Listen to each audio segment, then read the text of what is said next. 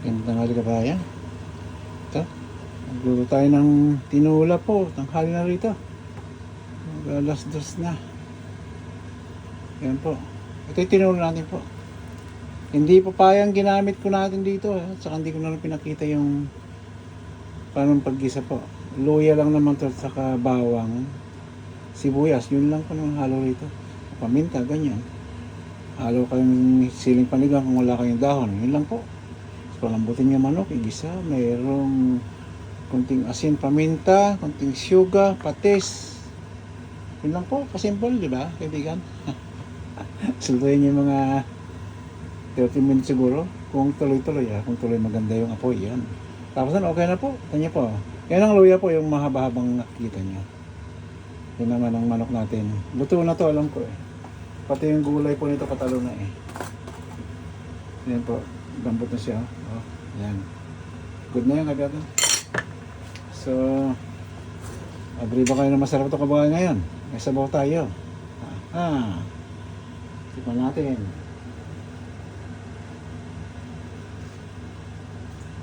Oh, sarap na. Pag ano, ako kasi pag nagluluto, medyo marami-rami yung ano, yung pinaka-ginjo niya po. Kasi, pag higop po ng sabaw, parang medyo maanghang kunti. Yun ang masarap na tinula po eh. Kaya katalo na po ito. Kita niyo pa, dabis na po ito. Ano kaibigan? Kakain na po tayo. Maluluto na rin kanin natin. Yan ang the best. Kanin rice ang sabaw, di ba kaibigan? Sanda po tayo ha. Ayan, kaibigan no. O, di ba? Tingnan po, ayan no.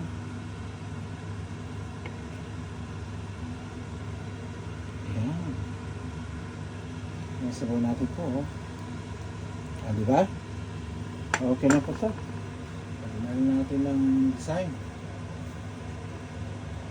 Ayan o. Diba kaibigan?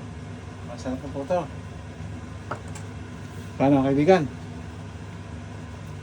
Dito lang tayo at ano, magandang tanghali muli sa atin lahat po.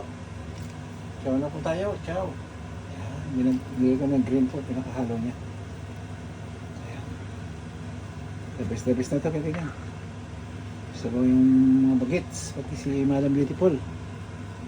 Siyempre, kasama ako. Diba kaibigan?